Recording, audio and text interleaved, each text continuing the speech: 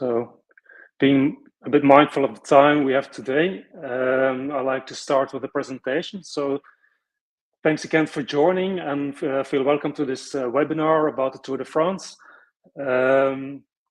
So, just from a practical perspective, my talk will be like 45-minute-ish for the presentation, and afterwards I take all the time needed to answer your questions. So, feel free to put your questions in the chat or in the Q&A section, and happy to answer them at the end of the presentation. So hopefully I wish you a great afternoon for the European-based learners in this webinar, or morning or evening, depending on where you're following this presentation.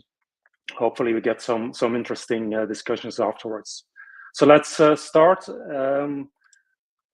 with showing some data, and I'm really honored and pleased that so much people are joining this presentation about winning the Tour de France and learning about the physiology behind this amazing performance of winning the Tour de France.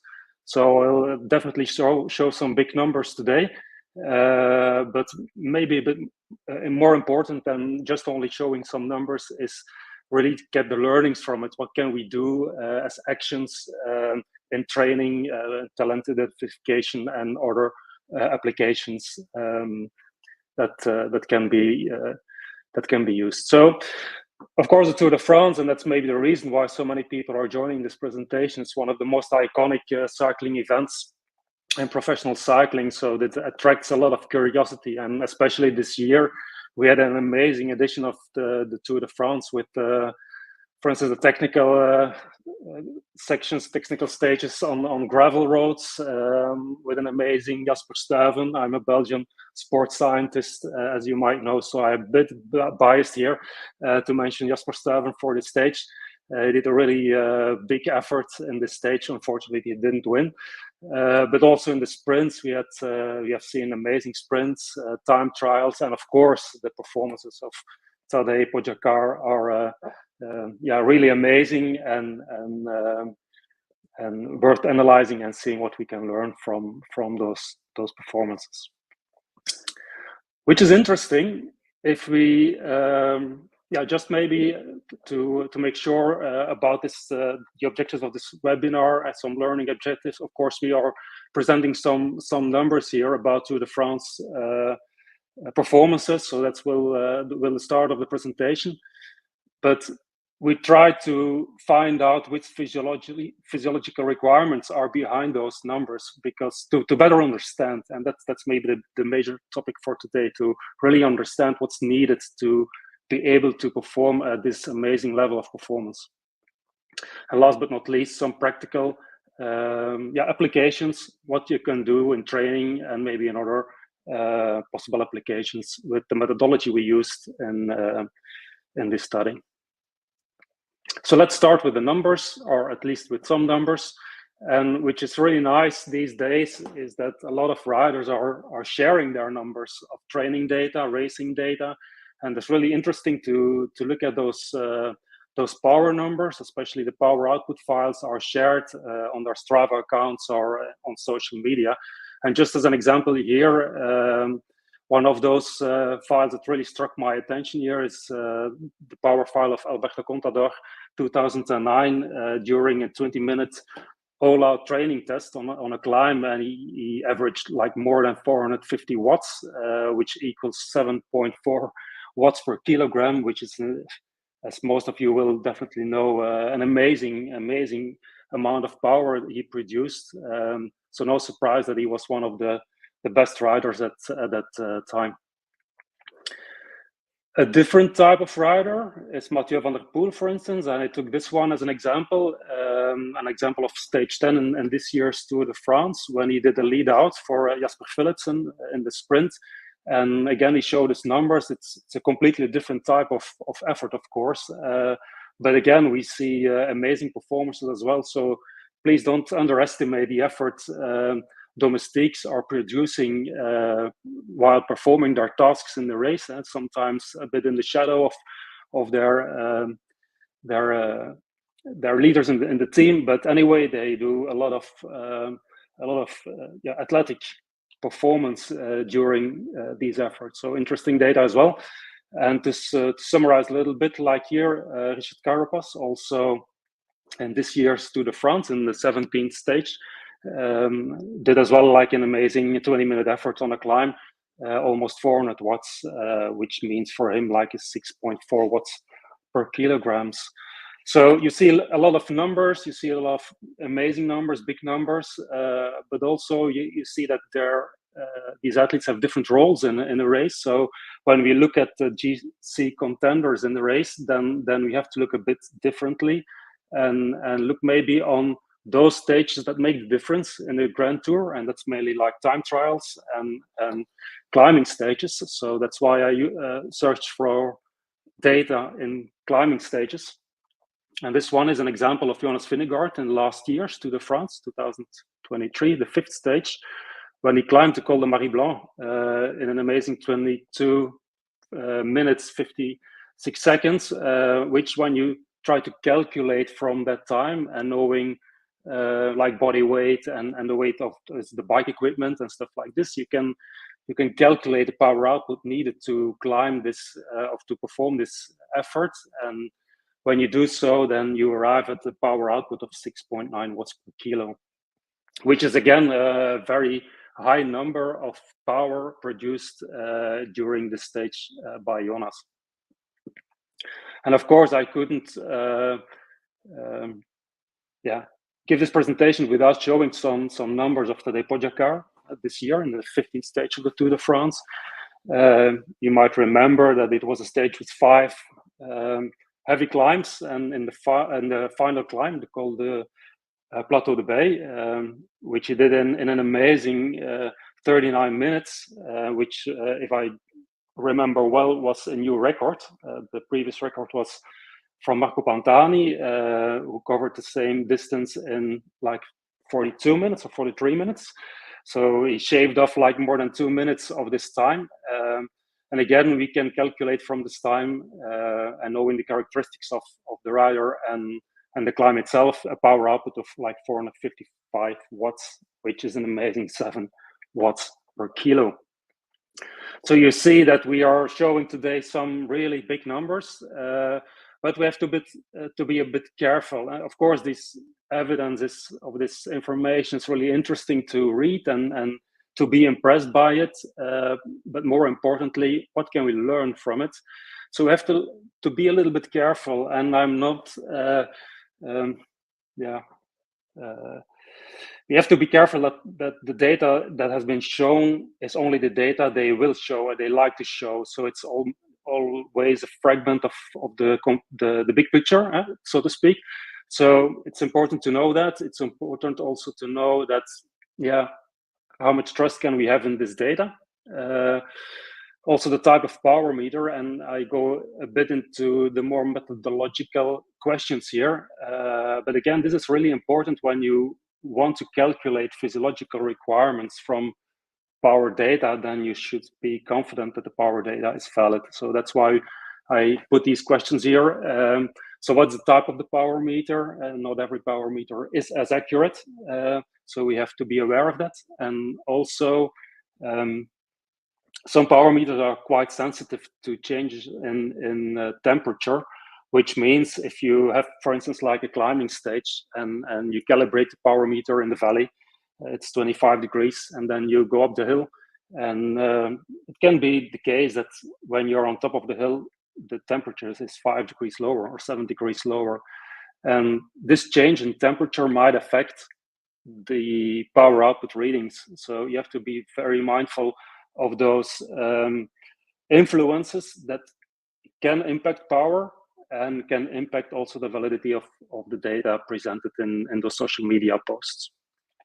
Was it the power meter calibrated properly? So I don't expect that there will be big issues, because we are talking professional cyclists here, and they do know very well the importance of having good racing and training data. So I expect that they will do according to the manufacturer recommendations. But again, you don't know, so there can always be some issues here.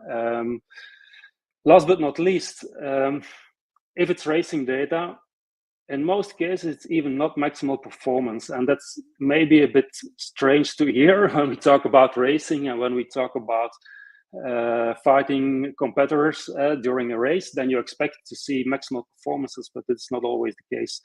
And the reason why that is can be from a tactical point of view.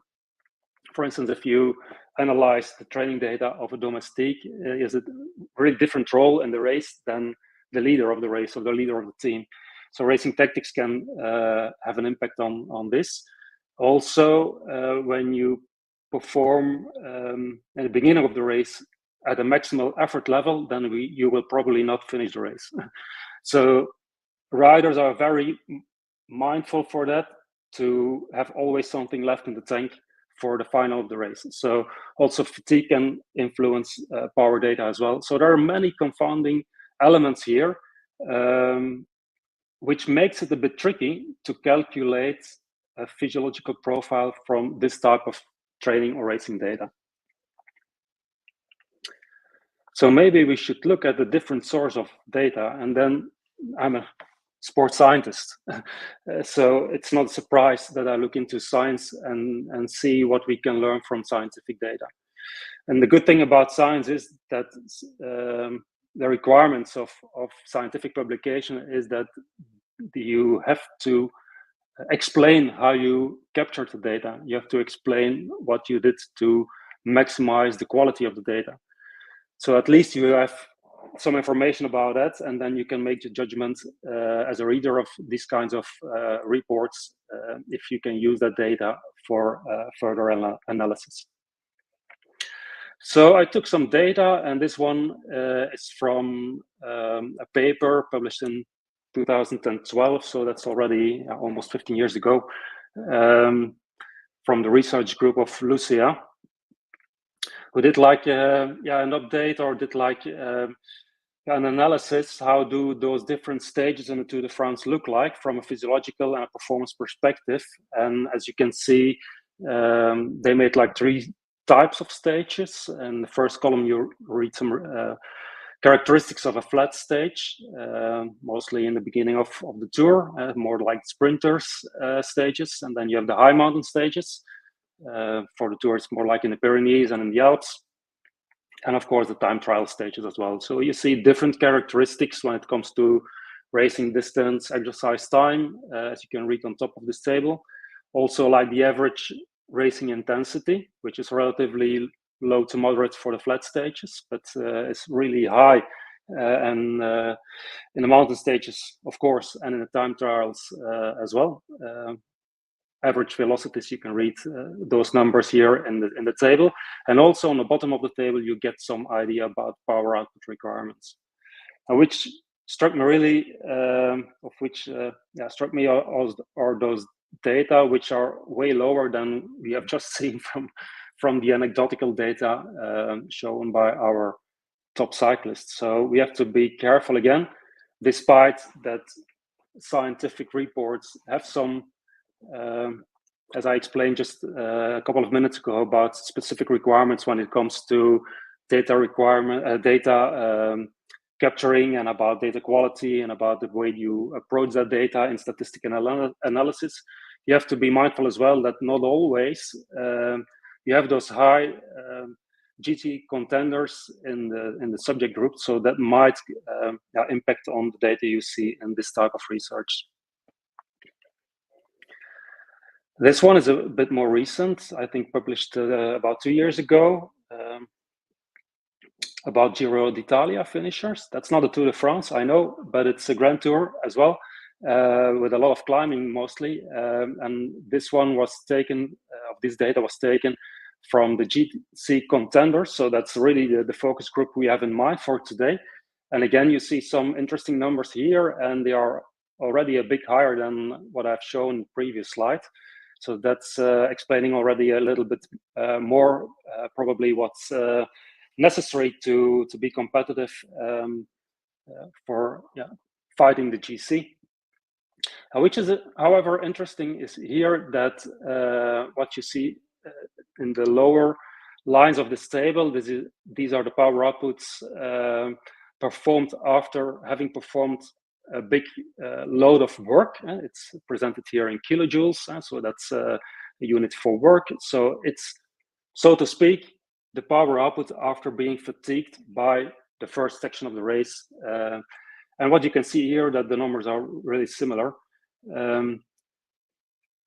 And this might give like a bit biased idea for what's really necessary here. And so is it what's sometimes being considered as a high fatigue resistance by those riders, meaning that they are still able to perform at their maximal efforts even after doing a lot of work? So that can be an interpretation of this data, but personally I doubt it a little bit that's really the case. So I think it's more the reflection of a tactical reality and GC riders, meaning that in the beginning of the stage, those riders are protected by their domestiques of the team, and they don't have to push at a maximal effort level. So probably, and in my opinion, it's likely that those power numbers are an underestimate of their real maximum power output. So again, is it like fatigue resistance? I'm not sure. Maybe there's another explanation for this data as well. So this is a bit different analysis done by the research group of Jos de Koning from the Netherlands, published almost 4 years ago, about the characteristics in the different Grand Tours. So what you see here is like a comparison of the Vuelta de España, Giro d'Italia, and the Tour de France. And you see on the y-axis the power output and watts per kilo, and on the x-axis the time duration. So this shows the maximal performances of the GC riders during those Grand Tours at different durations. So on the left side, you see for short durations, like the first bars are for the 5 seconds efforts, then you have the 10 seconds and efforts and so on. So here, if you analyze that data based on this graph, then apparently there's not so much difference between those different Grand Tours. Again, that's a debate worth, maybe not for today.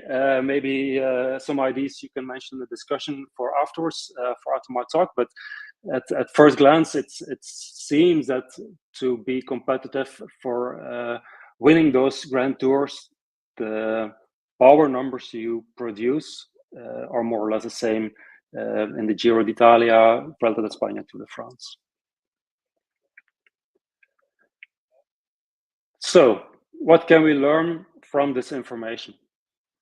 It's especially descriptive information.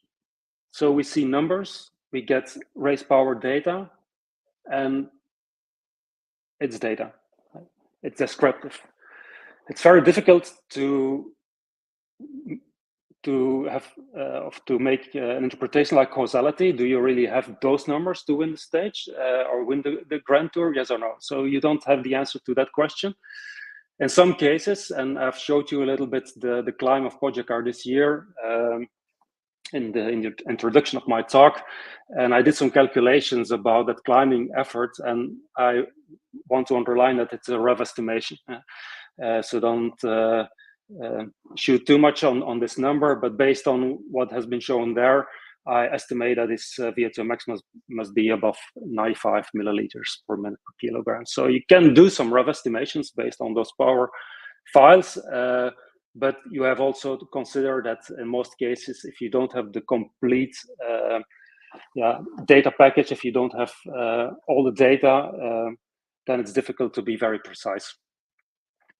The scientific studies, they provide, in some cases, better data quality. At least you have an idea how the data is captured, but you should be very critical about the performance level of the subjects, which is in most cases, when we look at data from Grand Tours, of course, it's professional cycling. But again, you all know that professional cyclists in Grand Tours have different roles, and not all cyclists in the peloton can win the Grand Tour, for sure. So the performance level and also the role in the team plays a very important role. So once you start to make averages, like I've been shown a couple of minutes ago from the science, and you make averages, average power outputs, then you're mixing up all those performance levels and roles in the team, and of course that blurs a little bit the data of the GC contenders. So race specialization as well and role in the team is definitely an important aspect. You have the mix of efforts that sometimes into the data in science. And again, there's also a lot of impact from race tactics, the role of domestiques, fatigue, and influences like this. So please be very careful when reading science as well. Be mindful for how it's the science is performed. I'm not saying that it's bad science. I'm not saying this, but you should be aware of this, how the data is captured and what type of conclusions you want to make based on the data. So I like to sum up at this point that the physiological requirements of those GC riders are not yet fully disclosed. So we still are, at least I am, a bit disappointed. So that's why I performed at a certain point, and you might have read the paper already, an analysis. It's a case study what I did about the physiology behind the Grand Tours and the Grand Tour winners. So what I did is I took this paper from Bell and colleagues, and you probably know this paper. It's about Chris Froome. It's published a couple of years ago, and it was about his physiological data when he was really at a high level. So I think it's still representative of what's needed to win to the Grand Tours. Maybe we now are a bit doubting when seeing Pogačar winning 5 stages and winning the overalls in the last Tour de France, but still it will definitely give some direction of what is needed to win the Tour de France, or at least to have the physiological characteristics of a Tour de France winner. So what you can read in this paper are some basic anthropometric data like height and weight and body fat, but also some physiological data from the aerobic power VO2 max 88.2, and I think most of the people know that number as well, the 4 millimole lactate threshold level at 419 watts. And from the study, we learn that this gross efficiency was 23%. So that is already like an idea about the physiological characteristics of a Grand Tour winner. But what is missing here, in my opinion, is the characteristics of the anaerobic metabolism. So all the numbers above are mainly aerobic characteristics or characteristics of the aerobic metabolism, but not the anaerobic metabolism. So it's still not a full metabolic picture, but we can derive it maybe. And the reason why I'm saying it is based on what we can do with the INSCYD software. And you might have seen this paper that based on VO2 max and VLA max, which is representing the anaerobic power in an athlete, that we are able to calculate the power at maximum lactate steady state very accurately. So this is shown in this paper, and you may be asking, okay, what is it about the previous question? Because here you have already that VLMX value you're looking for. Yes, indeed, you can do with the same technology, you can do this as well. Based on anthropometry, aerobic power, and the lactate threshold, you can recalculate what's the VLMX that corresponds to that data set. So that allows us to derive from the available data in the publication from Bell to derive the VLMX. And then we have a full metabolic profile, which allows us also to calculate lactate dynamics and substrate utilization. So I could have done this in a paper, but I wanted to add something special in this paper. And that's why I used this case from Oscar Svendsen. And you might have read this paper as well. It's a very nice paper from the research group of Bent Ronnestad, who reported some physiological data from this amazing rider. He was a former alpine skier and turned into a world junior champion in time trial. And his laboratory tests were just outstanding, were just amazing. And one of his last tests reported in this paper showed the highest VO2 max number ever reported in a scientific publication. This is the highest value ever seen in a lab. and reported in scientific papers. So even a research group was really surprised by this number, and they did anything they could do to verify this number, because again, there is no machine, also no testing machine that is without any error. So they checked everything possible, the ergometer used, the metabolic card used, the calibration procedure. So they did everything to check if this number is really a valid representation of the aerobic power in this athlete. They concluded that this is indeed a valid number. So I thought this is maybe a really nice mind game to compare those riders. And this was like my question that I put in my research topic: is this exceptional junior able to beat the multiple Grand Tour winner? And I would like to ask your opinion about this. So Igor, I don't know if you can help me here to put out the poll that the attendees can give their opinions. So it would be nice, Igor, if you can.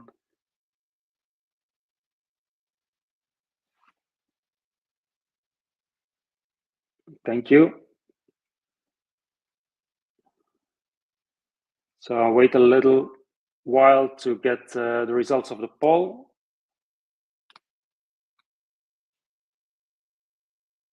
So maybe just a couple of seconds to give your answer, give your ID, and it would be nice, Igor, if you can put the results on the screen, if that's possible.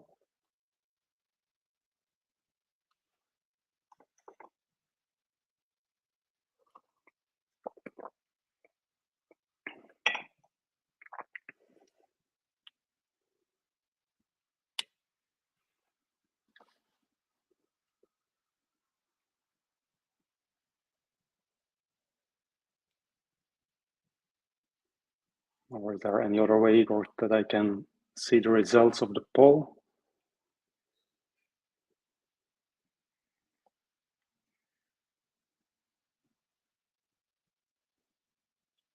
So I'm really interested in to know your idea about this.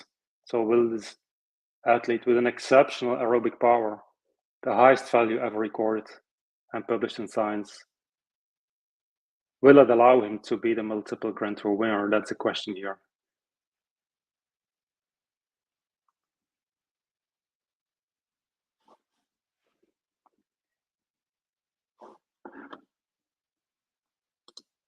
So I check a little bit if I can see the results of the poll.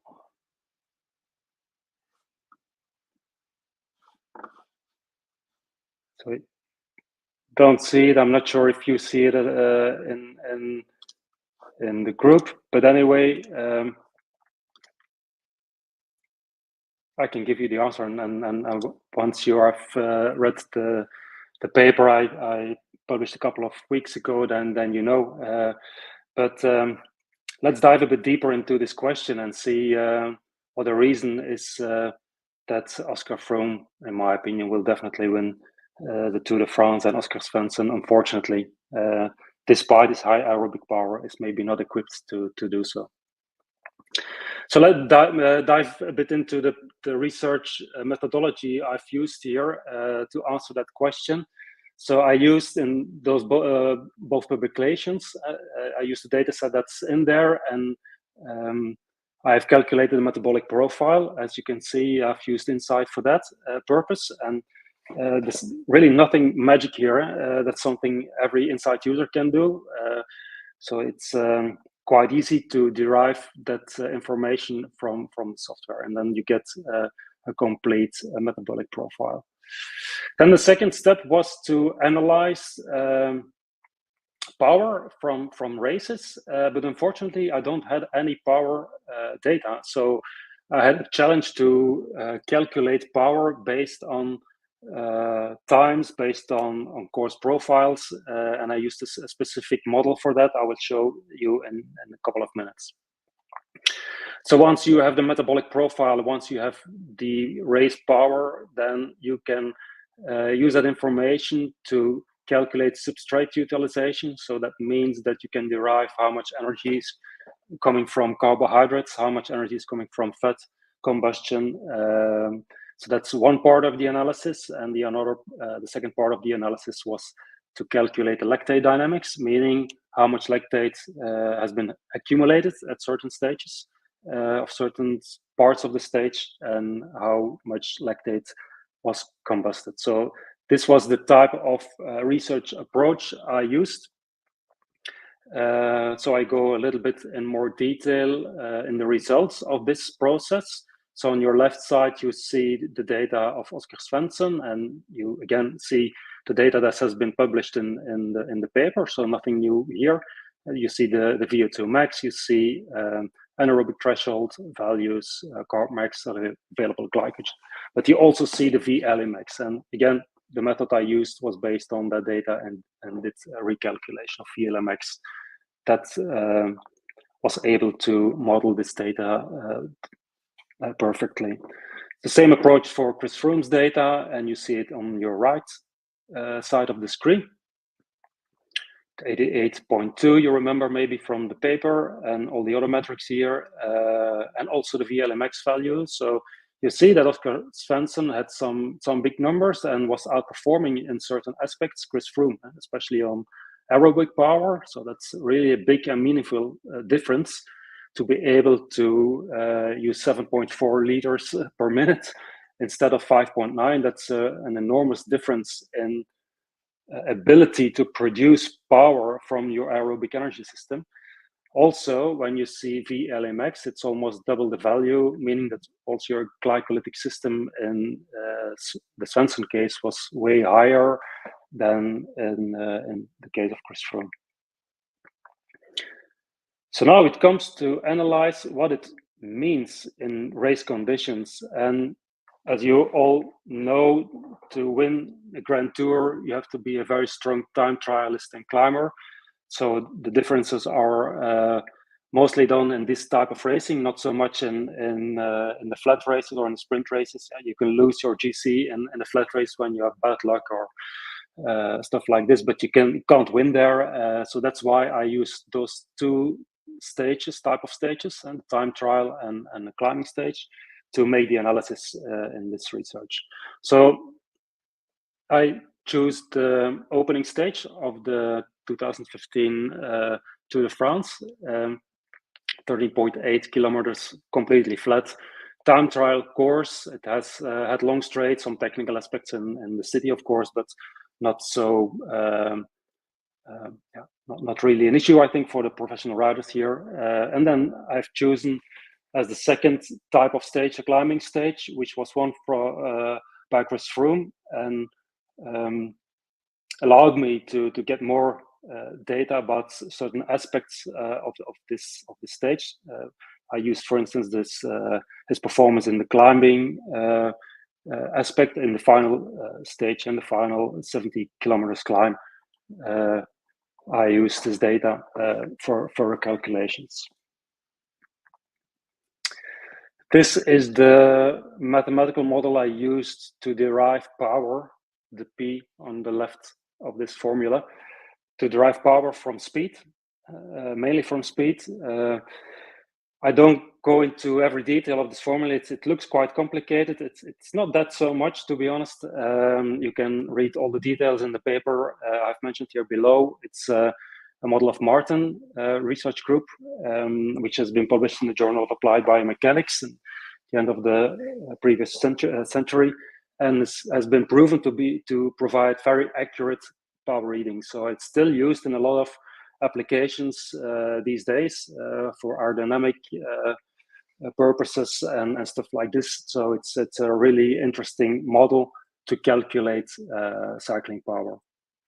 So that's why I use this model as well. So let's have a look to the time trial. So that's the first stage I will analyze. I unfortunately don't have all the details of the stage. For instance, the CDA value I mentioned here. I didn't have that value from Chris Froome nor from Oscar Svendsen. He didn't compete, so I didn't have his value as well. So I took data from science and I adjusted based on their anthropometric characteristics and arrived at these numbers. So you can definitely debate on those numbers, but for the purpose of this study, it, in my opinion, doesn't make that difference. So based with these numbers that I think are quite valid for the specific cases, I could calculate the power output. And as you can see, the elite junior, that's Oscar Svendsen, of course, 460 watts. And the Grand Tour winner is Chris Froome, 438 watts. Estimated based on the speed of the stage and CDA values. When you look at carbohydrate utilization, you read 140 grams for Oscar Svendsen, 170 grams for Christopher Froome. These are relatively low values. Of course, it's a short stage, which means that you don't have a lot of time to burn all those carbs. So it's not a limiting factor. The glycogen stores are way higher than these numbers. In Oscar Svendsen's case, it was more than 600 grams of glycogen. You might have seen that number in the metabolic profile. And for the Grand Tour winner, Chris Froome, it was like 50 grams glycogen. So that's way below those values. And that's why you can say that carbohydrate availability is not a limiting factor to have this performance. So let's take a look at lactate accumulation. So they are both performing above their steady state levels, meaning that they will progressively accumulate lactate. So we are looking here in this graph in the purple part, the purple graph in this figure. So the solid lines are the data from Froome and dashed lines for Oscar Svendsen. So for Froome, the power output he produced in the time trial, it's almost 440 watts, equals 0.45 millimoles per liter per minute that you can read on the y-axis in this graph, lactate accumulation. For Oscar Svendsen, it's just a bit higher. Right? You see when we use his power output at the 460 watts and look at the dashed lines here, then you come just above the 1.5 millimoles per liter per minute lactate accumulation. So from a starting level of, let's say, 1.5 millimoles or 2 millimoles, they accumulate every minute that amount of lactate and will end up for the stage with a calculated blood lactate concentration of 12 millimoles for the junior and 10.6 for Chris Froome. So these values, in my opinion, are quite typical for this type of effort. We, of course, don't have their maximal values they can perform, so it's difficult to say, for instance, in the junior, if he can indeed accumulate that number of millimoles, and of course will be able to do the time trial at that speed. But it's very likely he would be able to do that. For, of course, Chris Froome, he finished the race, so he did. So we don't have to have that question for him. Which is, from this data to be concluded, is at the same speed. Oscar Svendsen had a slightly higher lactate accumulation rate compared to Christopher Froome. And my guess is that he would be able to produce the same speed because the value at the end of the time trial is a 12 millimole, which is, I think, a possible value. So to sum up, who is going to beat Chris Froome? So for him, I give him a 0. He didn't win the time trial. He was, I think, not at its best at that point. I don't remember anymore the reason why, but it didn't win, so I give him a 0. I'm sorry for the Froome fans here. And as Svendsen probably didn't beat his opponent in this virtual race, I give him a 0 as well. So we have a draw here. So let's look at the second stage. That's the climbing stage. You remember, if you have seen the course profile, we had a flat. It's not really completely flat. It was a bit up and down, some smaller hills along the road. And I estimate that Chris Froome was well protected by his domestiques, so it didn't have to go ride into the winds and produce lots of power. So he could do at a relatively low power output. And what I calculated here is the 270 watts that you can read in the first section of this table. This corresponds with a carbohydrate utilization of 150 grams and a fat utilization of 270 grams. For the same speed and same conditions, I did also the calculations for Oscar Svendsen, if he would have been in the peloton. And you see the numbers are a bit higher when it comes to carbohydrate utilization. So we have 216 watts here, 216 grams here, but almost a similar value for fat utilization. That's maybe not the most interesting part, because you have a big bunch and they're approaching the hill, and then the fight is going on the hill. As you remember, Chris Froome won the stage, so that's I think a really valid performance to have a look at. So we have the speed that he produced to climb the hill. Based on that speed, we can calculate power outputs. You've seen the formula I've used here: 370 watts average, equaling almost 5.6 watts per kilo. When we look at the carbohydrate utilization, they would have burned 203 grams of carbohydrates and 55 grams of fat utilization. Honestly, I don't mind too much the fat utilization, because fat is never a limiting factor in an athlete. Even if you have a very low body fat percentage, you still have enough fat stores in your body to fuel these amounts of fat utilization. So I'm not much interested in fat utilization per se. I'm more interested in carbohydrate utilization, because that's a really limiting factor. You have a limiting amount of carbohydrates stored in your body, and you have a limited ability to consume during the race, meaning that once the tank is used, then you can't perform anymore at the required power output. So that's why we are focusing here on carbohydrate utilization. And the junior, if he would have done the same speed on the climb, he would have burned 316 grams of carbohydrates.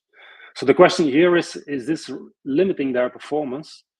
And if you add up those values, then it's still within their available glycogen content. So maybe it's not like a limiting factor here for both riders.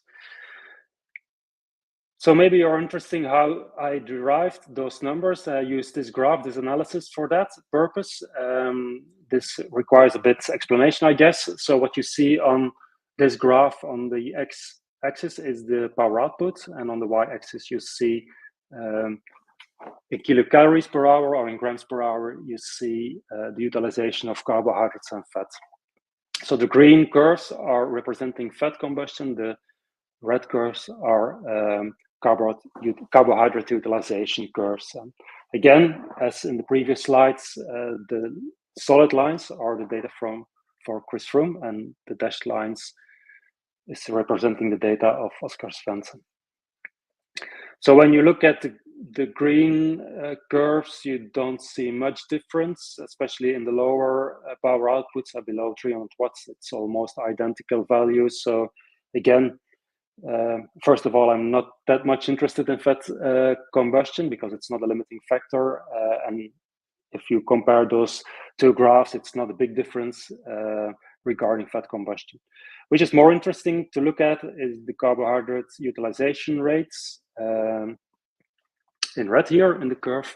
And it's clear that Oscar Svendsen is using all the time at any power output more carbohydrates than Chris Froome. So Chris Froome is a bit more economical with his carbohydrate stores compared to Oscar Svendsen.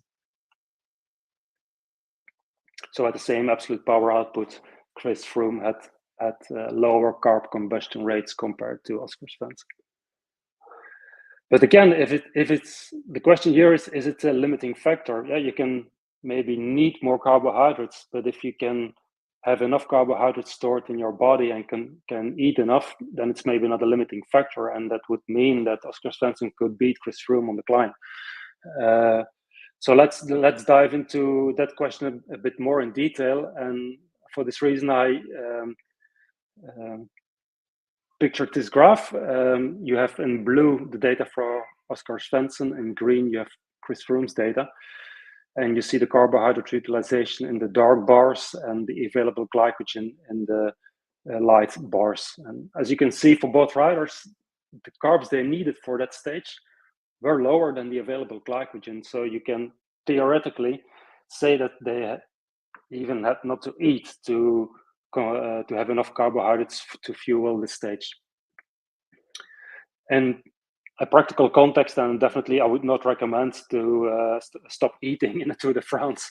The opposite is true. You should eat, of course, to start already fueling your body for the stage, and maybe also preparing for recovery afterwards, after the stage, and preparing the next stage. So eating is definitely important in the Tour de France. So that's why I also considered what would be the total available carbohydrates, meaning that you add up the glycogen and you add up what you can eat, and that sums up the available glycogen, and that's been shown here on your right side.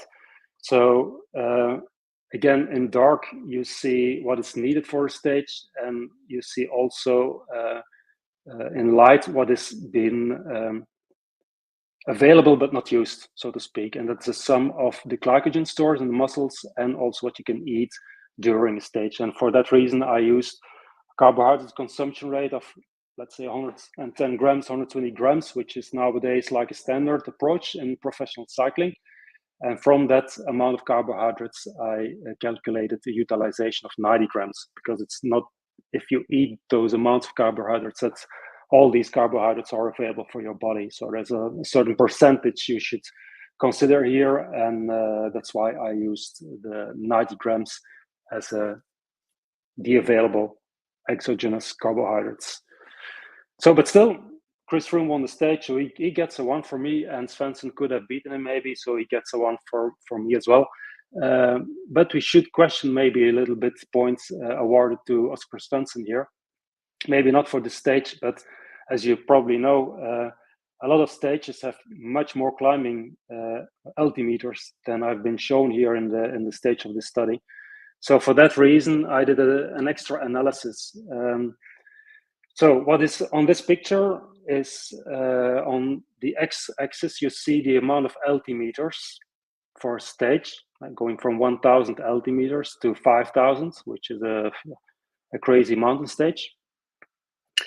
And on the y-axis, you have the carbohydrates here. The solid lines are representing the available, are representing the carbohydrate needs to cover the climbing distance.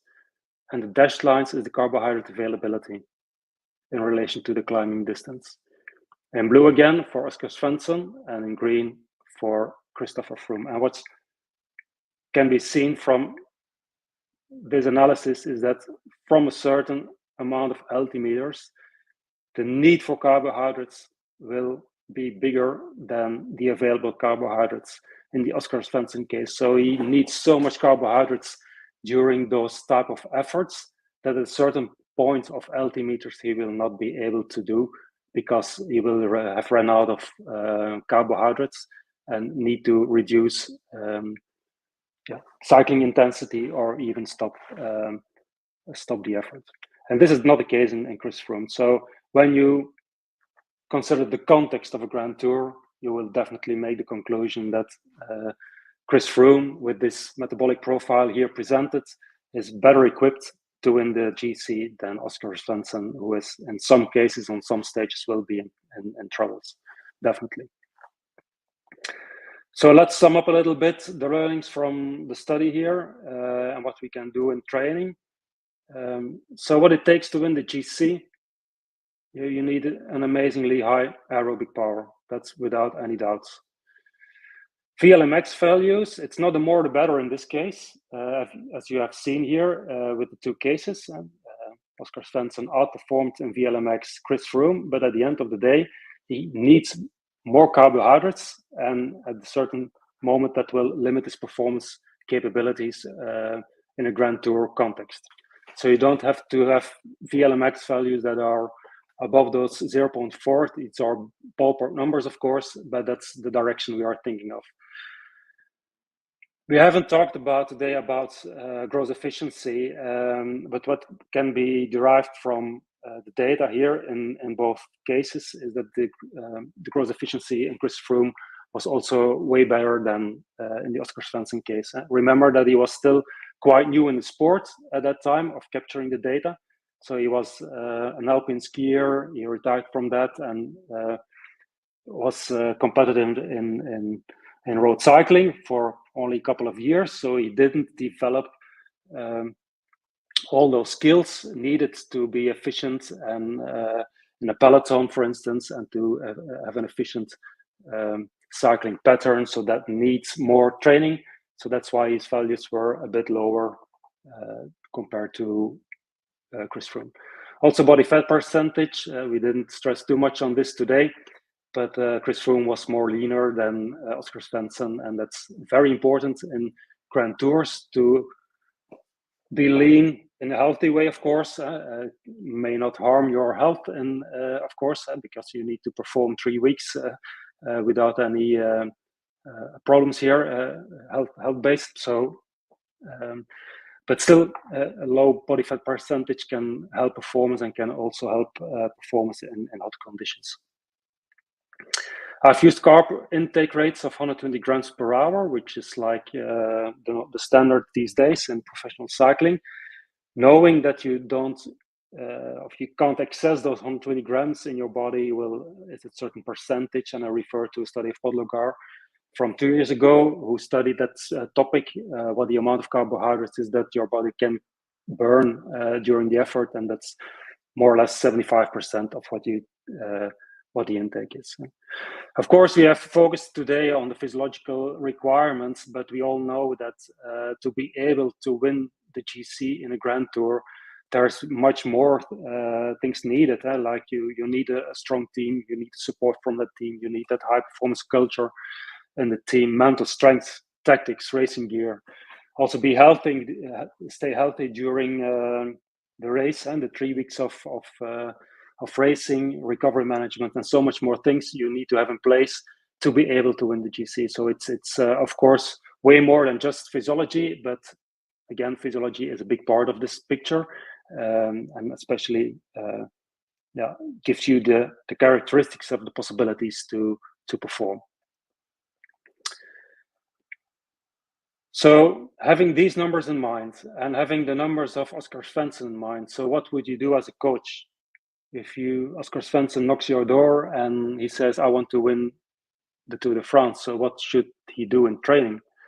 I think that's a quite common question we have as coaches or sports scientists. What should I focus on to be a GC contender? And that would be, I would like to invite you for a second poll here and to give your ideas about it. So I give you a couple of seconds to answer the second poll, and Igor, I hope you can help me here to have this poll running.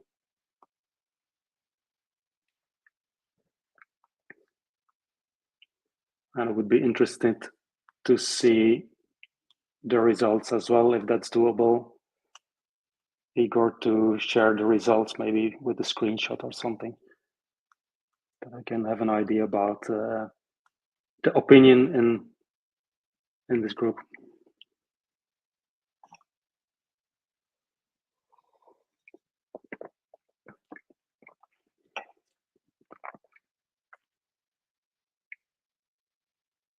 Maybe another 10 seconds to give your opinion before we jump into your reactions. And so what would you do?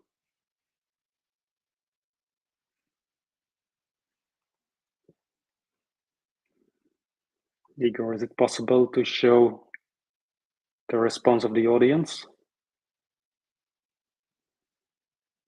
Or maybe give me an idea with a message that I can check.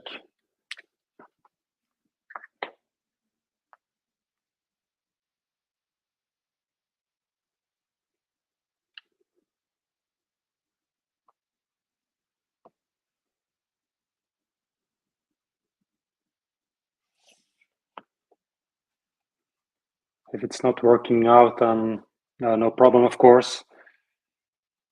I see a message coming in.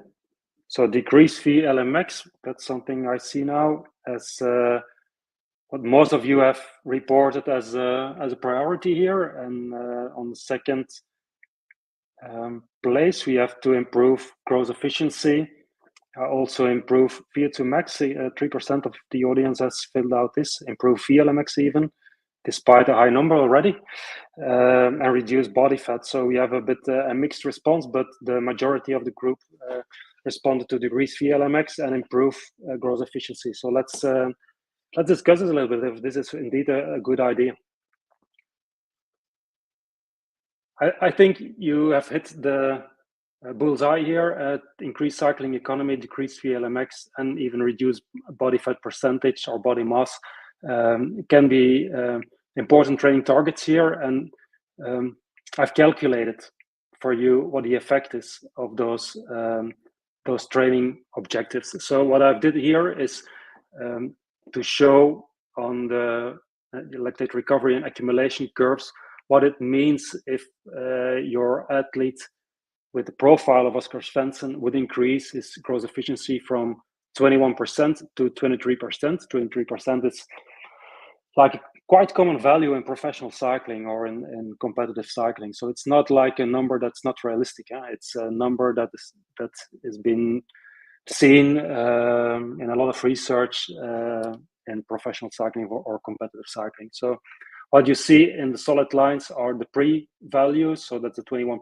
in this case, and the dashed lines are the post values after your training intervention. And when you manage to stabilize all the other physiological characteristics, but improved growth efficiency, then you see a big shift to the right, meaning that your steady state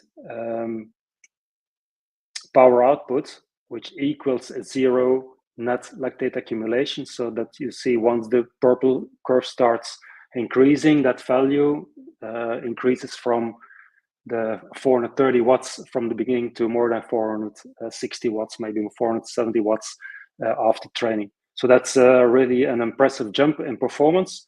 What you also see is that fat combustion at those numbers is increasing a little bit, especially in the higher numbers, power numbers, it's increasing a little bit. So that's been shown here in this slide. And a second adaptation you see is the reduced need for carbohydrates at those same power numbers. So definitely a more interesting profile. If you keep in mind the profile of Chris Froome and you compare with the new numbers here, then you did a good job and will definitely be more competitive than before. When we do a similar analysis with VLMX, reducing it from the 0.77 at the start to 0.4, which we have to say that's like the upper limit of the recommended VLMX value for a GC contender, then you see again on those two slides, lactate recovery accumulation and the fat and carbohydrate combustion slides, you see amazing differences.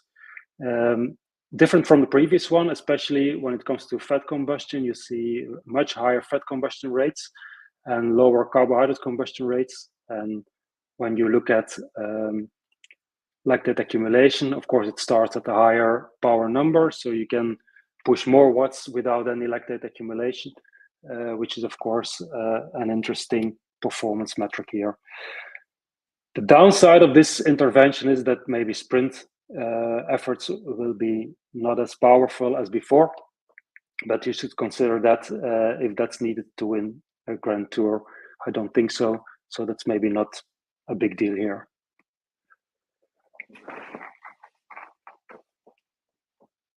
So from a training strategy, what should we do to achieve those adaptations? And that's definitely something we can further debate on this, but accumulating work is normally very powerful for an impact on growth efficiency and to be more efficient. And I showcase this study from a couple of years ago about the test data of of Lance Armstrong, published by Cole a couple of years ago, increasing his gross efficiency from a 21%-ish value to 23% during his career. Maximal strength training can also be a powerful way to increase gross efficiency. High torque training, we don't have really scientific information about this, if this is indeed a good training strategy. We know from anecdotal data and from training experience by successful coaches that it might work if you do with big gear training or high torque training and implement this, that you can lower VLMX values. We have much more resources and information on our website, so please, if you are interested in all those training strategies, have a look at our website. On our blog post, we have a lot of information displayed over there, which you can check out and see if there's any training methodology that suits your needs. Other applications of this methodology. So what I've shown today is not only big numbers, but I also show the methodology you can use. And again, this is nothing complicated, so to say. It's available for all INSCYD users. You can use a software for doing a similar approach in your athletes. So I didn't use any specifics of any specific tools in the software that's not available for public. So everyone can use the same methodology to decipher this type of data. I use personally in my coaching approach also the software for developing pacing strategies in Ironman athletes, for instance, to really calculate the carbohydrate combustion rates and see if the athlete is able to fuel that for achieving a certain performance level. It can be done with the software as well as an application. And also what I've shown in the last slides to see if you want to prioritize a specific aspect in training, what it gives you as a training response. So you can do like virtual testing to make those decisions.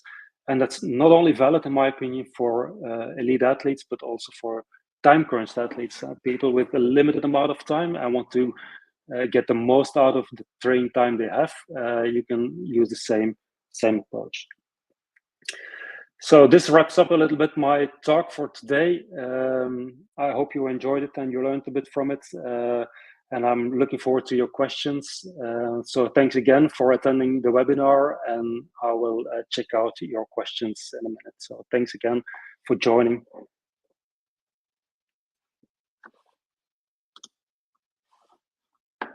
So I check out in the chat box for,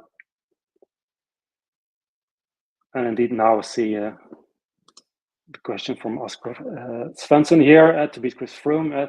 Some people still marked as very likely. Hopefully you have now the information to see that it's more than just VO2 max here.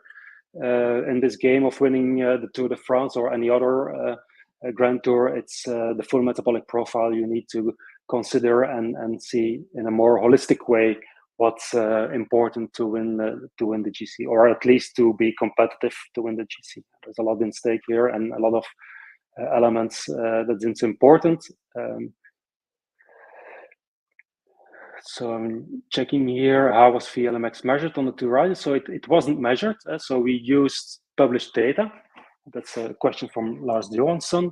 So we didn't measure it. We derived it from the calculations, and we could derive it because there was a VO2 max value we could use. And in both cases, if I remember well, there was a power output at the 4 millimole lactate concentration. So you can use the lactate protocol in our software to use those data and get a VLMX value out of it. So that's how I approach this and how I calculated VLMX. How is gross efficiency measured? Thank you for that question. It's an interesting one. It was published in the paper of Chris Froome. So there was a value into the data set, which I used. In case of Oscar Svendsen, I did a bit differently, to be honest.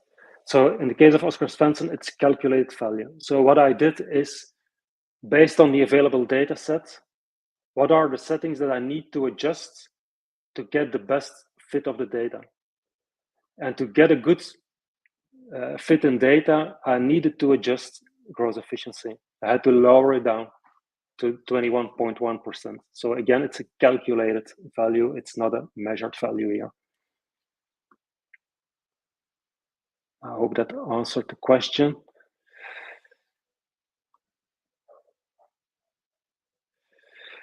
A question from Juan Carlos Hernandez: what intensities would you use and interval time in torque training? That's an interesting one. Personally, I don't use it a lot, so I can't speak from my own coaching experience. At least I use it in very specific cases, almost only in Ironman athletes, to indeed try to get VLMX at the desired value. So I use quite long efforts in this case, and I'm talking about professional Ironman athletes. So there will be intervals like starting from 10 minutes and building up into the 20-minute range. The intensities will be between fat max and maximal lactate steady state, somewhere in the middle, to also challenge those fast twitch fibers in that effort for a long time. And that's what you're aiming at. You want to train those fast twitch fibers to be more oxidative, and that's a bit the idea behind this training practice. Again, we don't have scientific data to support that idea, but we do have a lot of like training experience by experienced coaches that confirms. So we need more science, to be honest. So it could be an interesting scientific topic to dive into that and give maybe more training recommendations about the training practice. So, in your opinion, how much do you think the central governor model comes into play in the onset of fatigue in a Grand Tour? Thank you, Y, for this question. In my opinion, I'm talking about as a coach, maybe more than as a sports scientist, then I really see that high performance is influenced by a great number of factors. So indeed, that central government model is an important one. What's playing around in your head is an important one, and you see it every day now. Watching the Olympics, for instance, you see how it works. You see how it works. How one athlete is able to support pain more than other athletes. You see what's going on in their heads, and that's a bit what differentiates one athlete from another. And that's not about physiology. It can be physiology, but at that level, sometimes it's more like mental strengths and how you can cope with some pain sensations and stuff like this. So indeed, it's you have to analyze performance in a holistic way. And of course, the topic for today was more from a physiological point of view. But it's not. I'm the first to admit that it's not the only thing that matters, and there's many other aspects in performance that's important once you're fighting for the medals. What format you can use? Hopefully that answers the question why. What format you can use to make your VLMX better in training, and do you need specific food before that training? So VLMX is a measurement of glycolytic flux rate, glycolytic power. So what it means that is the higher the value represents the ability to produce a lot of energy from that glycolytic system.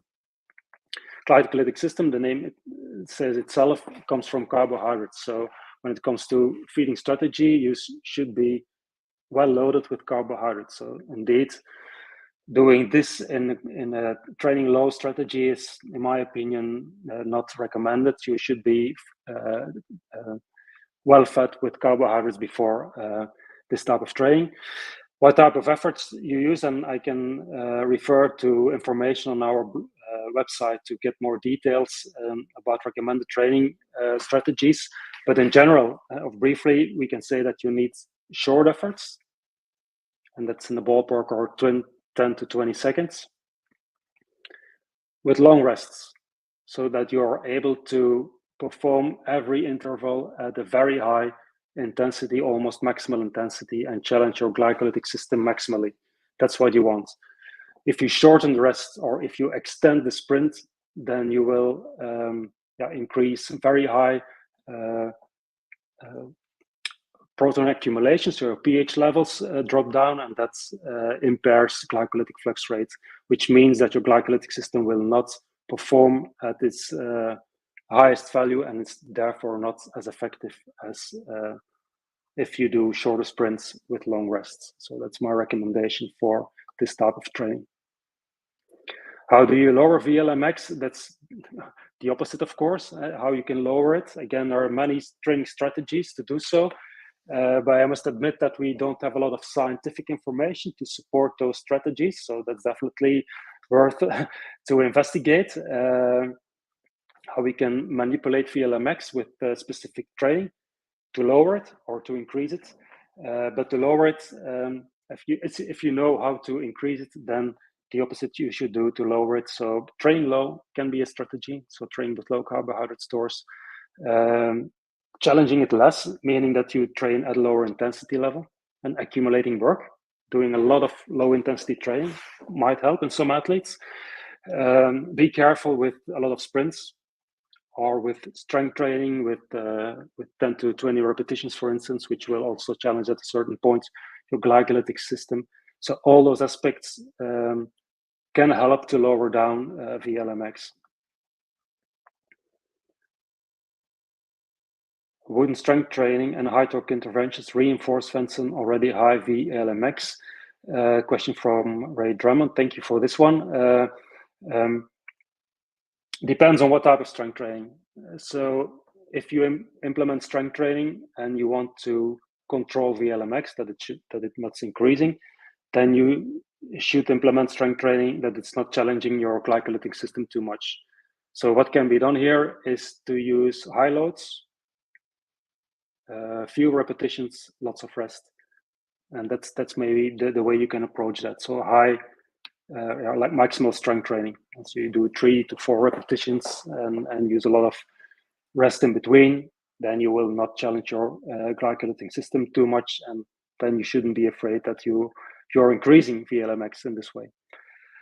Depending on high torque training, then you should be mindful about the training intensity here and focus a bit more maybe on the training duration or the amount of work you accumulate with those high torque sessions.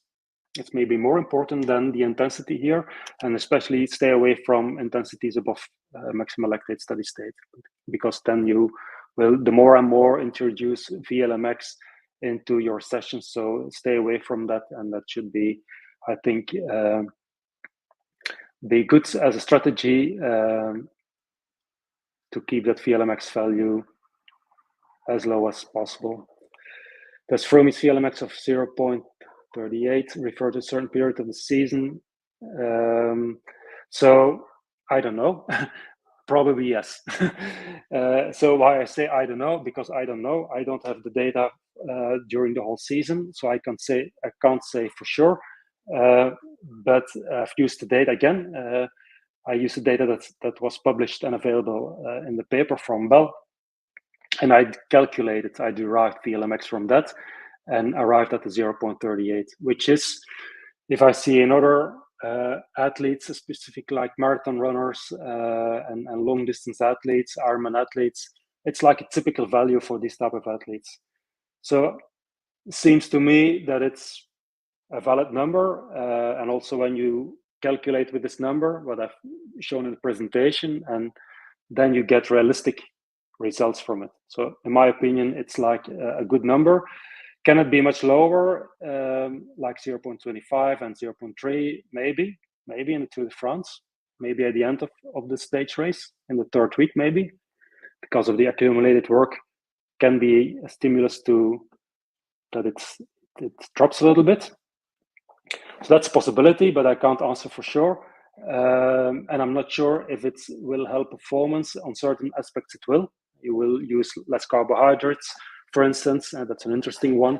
But maybe, and as we have seen this year in the Tour de France, to anticipate or to react on accelerations on those climbs, to be able to cope with Pogačar, then you might need some VLMX to do so, to get those numbers there in those accelerations. So I'm a bit hesitating to go below 0.3 because the race dynamics require a certain explosiveness, and that's, you can't do it without a certain number in VLMX.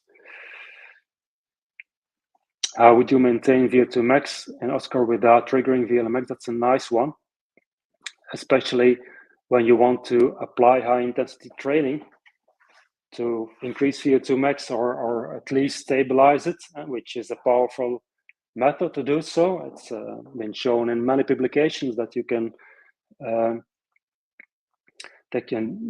increase VO2 max even in well-trained athletes with high intensity training. So that's been shown many times. But again, the more intense your efforts, the more you challenge your glycolytic system. So you have to balance a little bit what the priority is. Do you want to improve VO2 max? Maybe the downside is, in this case, if you use high intensity training, that VLMX will increase as well, or at least not lower down. So you have to be careful with those shorter high intensity efforts or repeated sprints.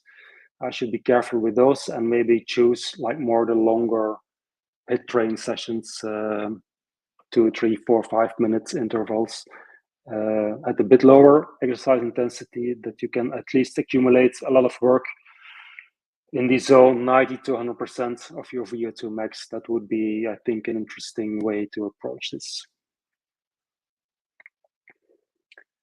Can you explain the carb use versus the altimeter calculation a bit more? Yeah, I was a bit fast maybe on that one.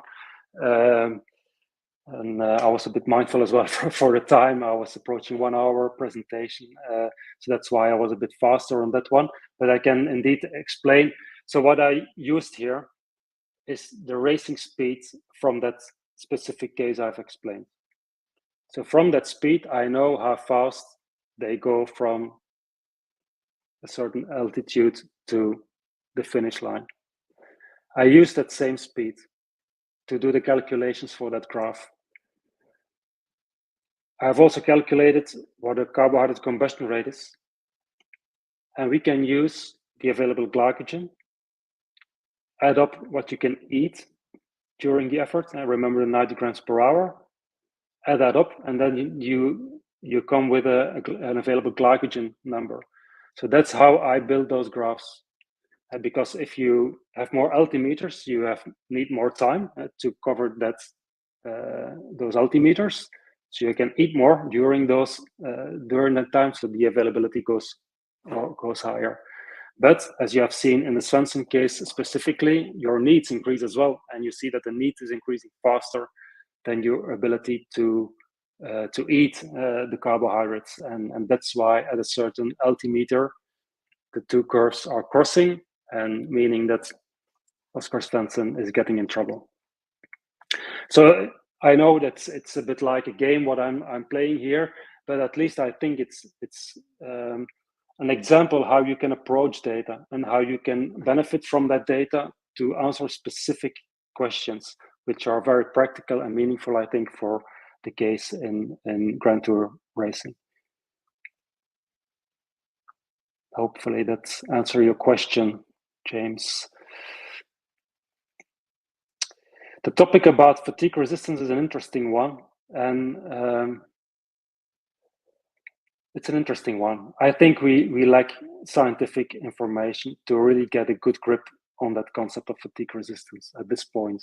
I know there's a lot of information going out, and there's a lot of attention to this concept of fatigue resistance, meaning how much of your maximal performance is still available even if you're fatigued. And we see that there's that we get some power data about this concept, but what is missing now is the link with the physiology. To be honest, I think we are missing some physiological data. So I don't know if I can answer this question. At least I can't demonstrate with scientific data. There's, in my knowledge, only one paper out, but I'm not remembering the author of the paper anymore, that VO2 max is related to the amount of fatigue resistance, meaning that athletes with high VO2 max numbers have less fatigue resistance, which is quite logic. Maybe as the aerobic system is an important one to enhance recovery. So, but more data is to my knowledge, not available yet. So that's another topic for the scientists here to investigate in more detail. So I'm checking here more questions. Tom, a vraag: what magnitude of decrease can you expect for Svendsen with appropriate threshold high torque training, and over which time frame? Months, years? I'm not sure if I get this question. It's about, I think what's questioned here is about the speed of adaptation, and that's a very individual one. That's why we need to monitor at regular times the metabolic profile of our athletes to get those data, because it's not predictable. It's not well predictable, the speed of training adaptation. So my recommendation here is, if you want to be sure about training adaptations, you need to measure regularly. Hopefully that's a bit of an answer to that question. When shifting from zone 2 to more zone 3 training to reduce VLMX, reduce, maintain, or increase base aerobic fitness. That's a question from Gabriel Tadeo. That's an interesting one, and we have, I think, some nice resources in previous webinars about those different training zones and training models here and the effect on metabolic profiles. So please, if you want to have more details about this topic, you can check out our resources on the website. In my opinion, any type of training has the potential to increase VO2 max. Not all type of training have the potential to reduce VLMX, so that's a different ball game here. To manage VLMX, that's what I've discussed well in previous questions. You need very specific training sessions to increase it. You need short sprints to decrease it.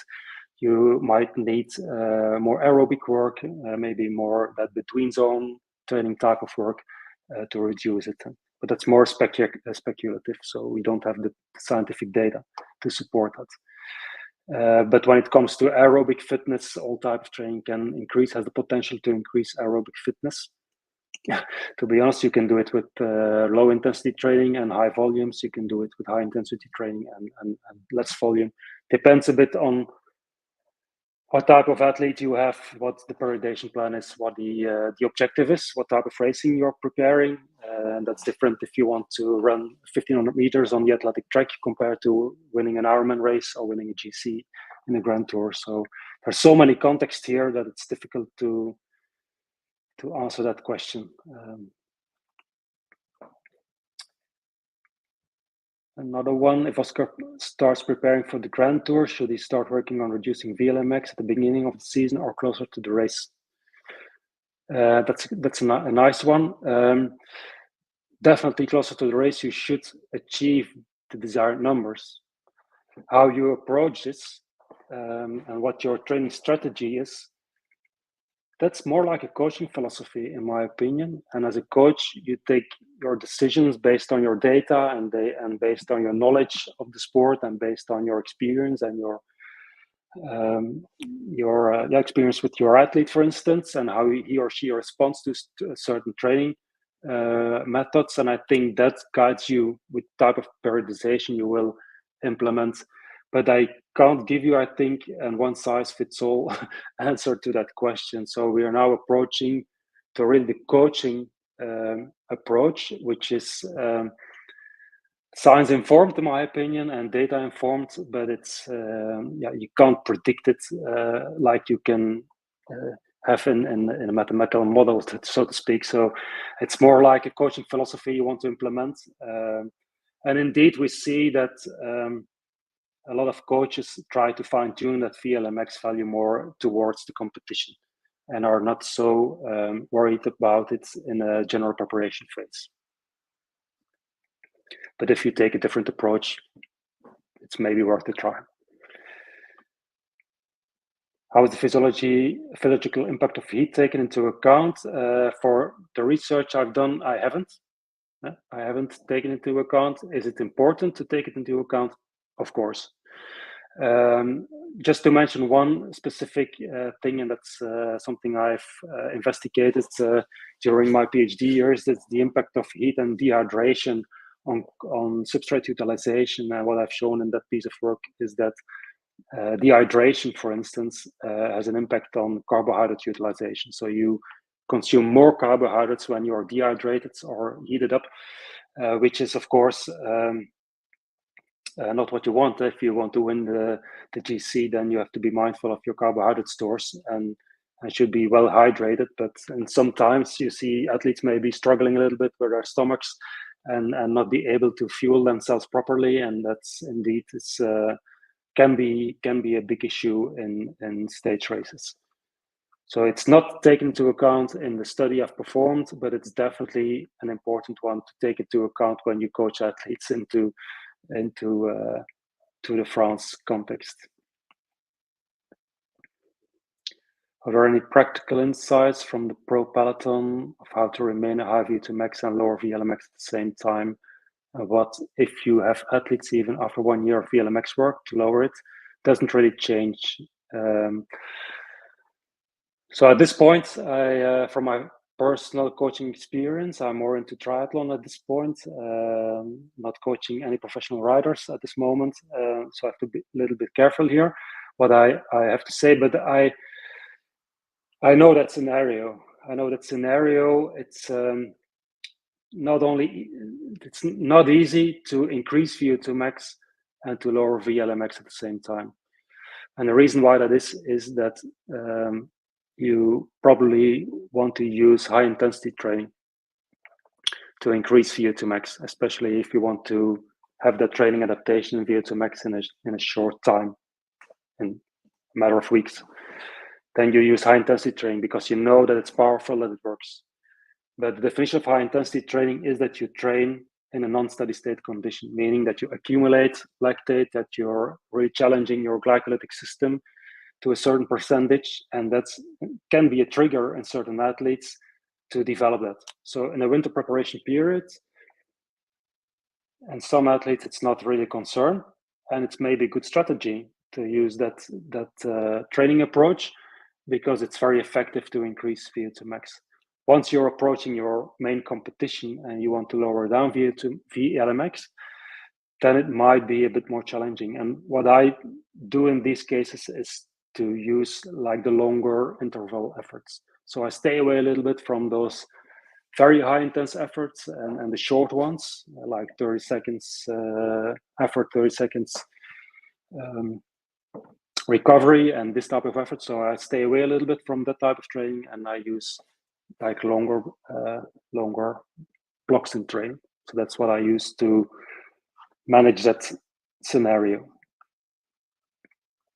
Can you share some tips on how you do lactate shuttling workouts in terms of rate of lactate accumulation you tolerate?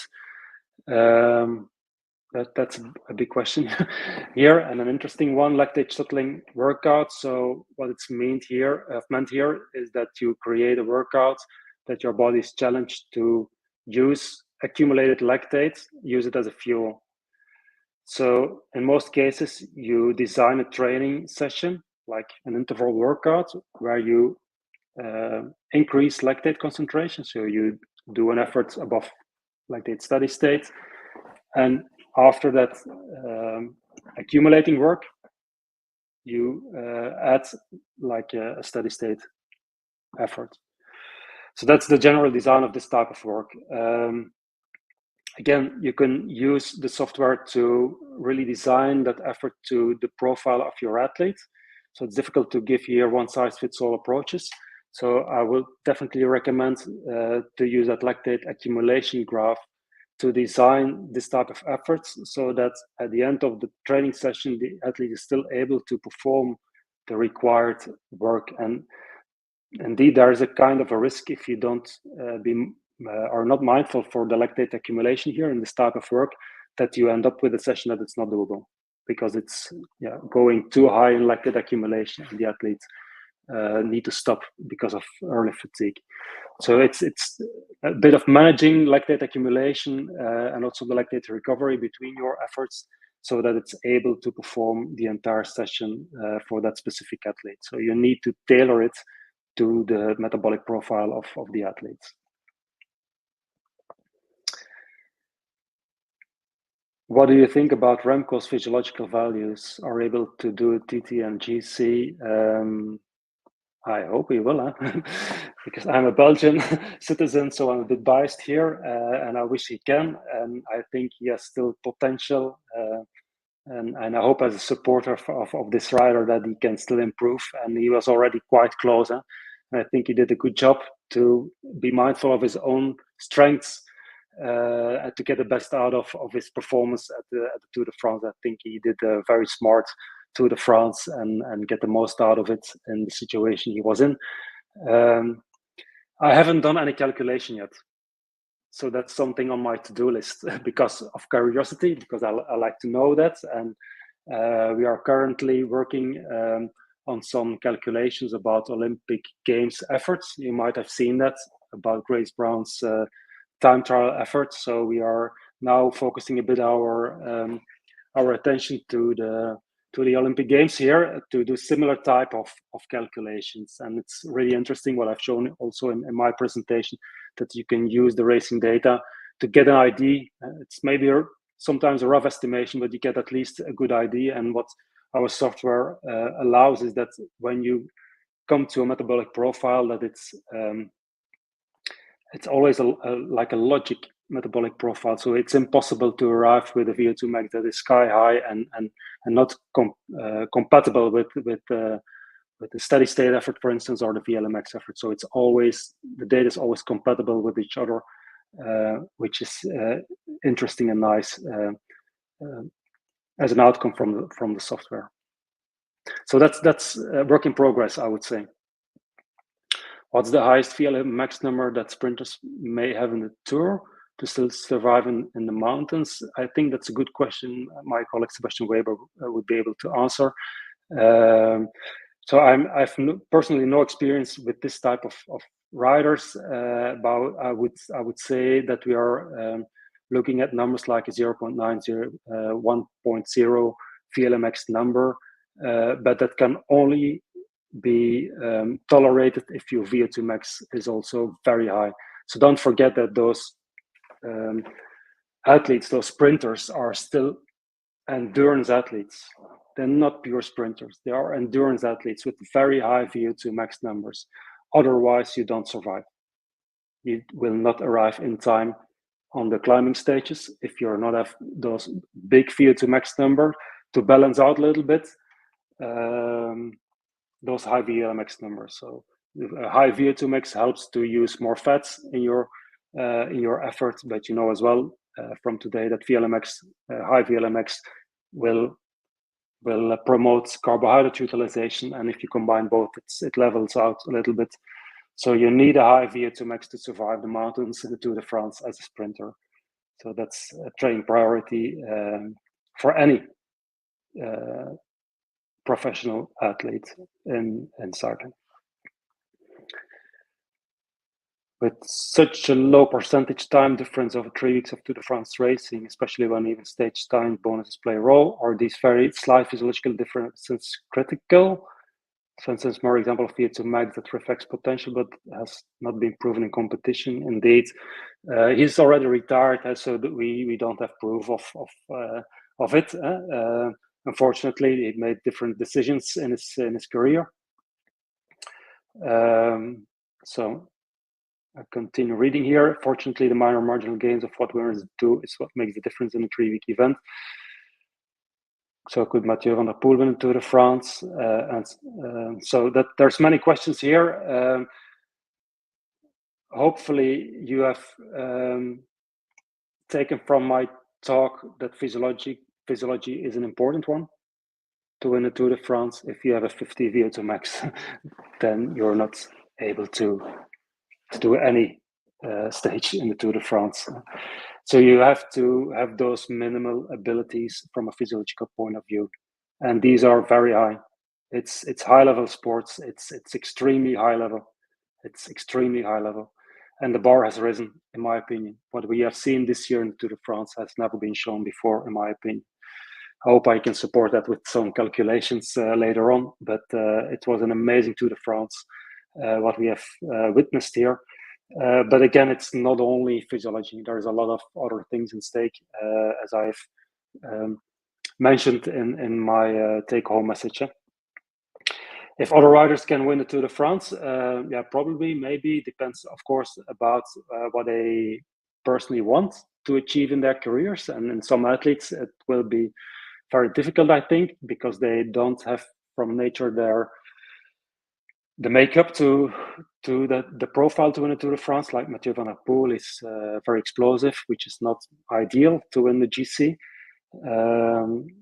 But you never know. If you remember Lance Armstrong, he was like a classic rider in the beginning of his career, but he turned up in a GC contender at the end of his career.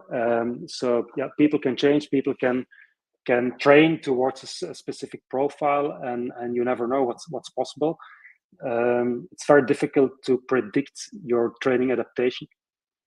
It's in my opinion very difficult to predict that. So if you want to do that, you should try and see what it gives, and monitor your process to finally decide if it's like a realistic project or not.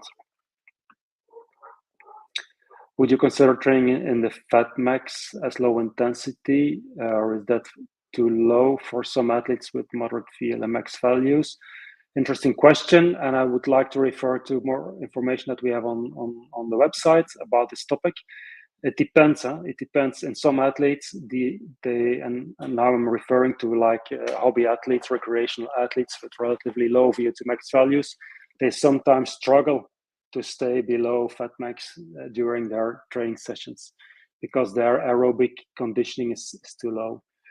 If you compare the other side of the spectrum, like the athletes we are discussing today, like the very best professional riders in cycling, then training at fat max is already a big effort. They're pushing 300 watts and even more. And some athletes, that's already pushing the pedals. So it really depends on the metabolic profile of your athlete, what it means, that fat max power output. In science, we don't have that nuance in general, and we see that everything below fat max is considered at low intensity or moderate intensity, and everything above is like considered high intensity training. But as a coach, I think we should have more nuances in that interpretation, and think and look at the entire metabolic profile of the athlete to make that judgment.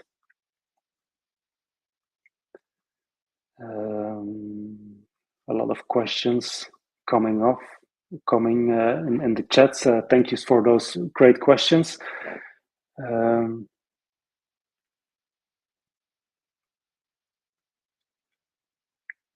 What do you suppose is Poggi's VLMX about?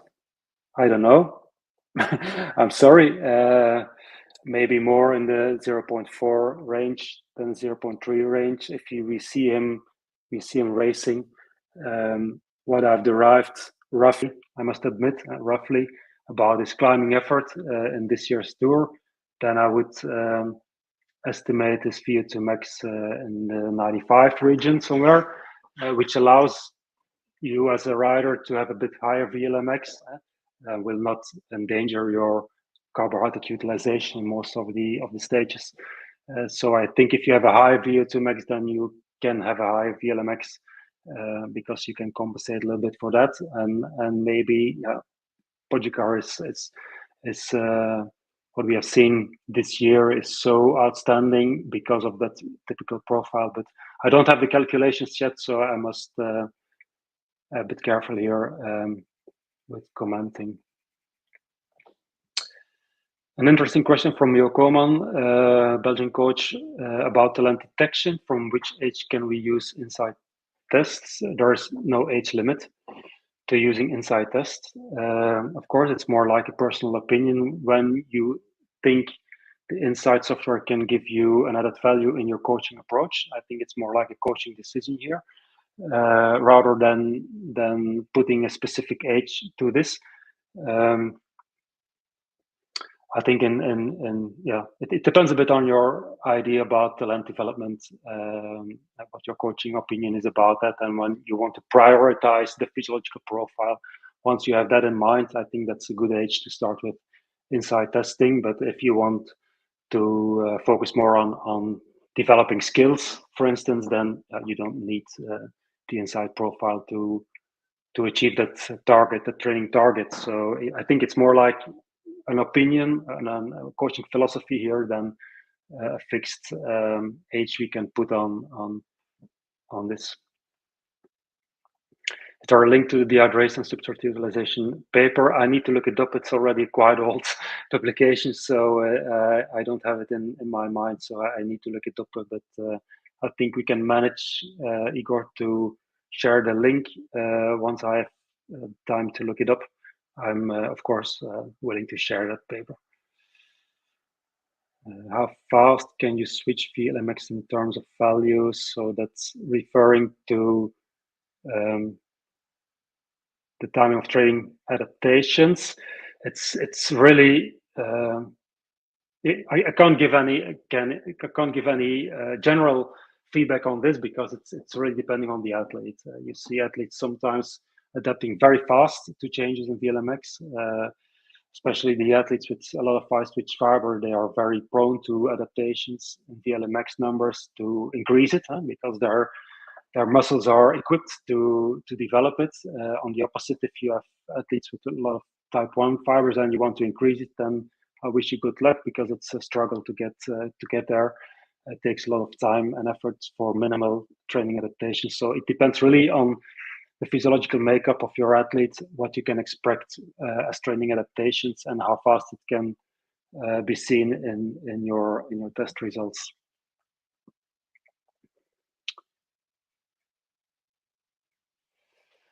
Comment from James Moses. Thank you for sharing. Seems that VO2 max training should be emphasized in early cycle and VLMX reduction later. Again, I can't say based on scientific information. You can use that idea in your coaching approach, and that's fine. There are many ways to arrive at a certain physiological profile. I don't think there's a one way that fits to all needs or to all situations. So again, you should, and that's what coaching is. It's tailored on the athlete, and measuring at regular times is, in my opinion, helpful to manage the process here. Is there any correlation with oxygen saturation and VLMX? I'm not sure if I have that question well, but VLMX is a measure of glycolytic energy, which by definition is not using oxygen. So I'm not sure if that answers your questions. Are there any recent scientific studies that will show the amount of time one can hold maximum lactate steady state intensity? It depends. There is some research, not in maximum lactate steady state, but in functional threshold power, FTP, and that's a different debate. If that's a good representation of maximum lactate steady state, my personal opinion is no, and there's good science to support that opinion. But there's at least good information on that training intensity, that it indeed is different depending on the training level of your athlete. So you see in low level athletes not able to support that intensity for a long time, and in higher level athletes they can support it longer. Even it's like sort of threshold metabolic steady state intensity. Indeed, it's not a fixed endurance time for that intensity. So I think I went through all the questions here. Hopefully I've answered them sufficiently for you, and I would like to thank you for watching the webinar, to stay here with many people still after more than 1 hour and a half. So you have all good endurance to follow the presentation and the questions, and I wish you the best for the next of the day. Thank you for watching. See you soon.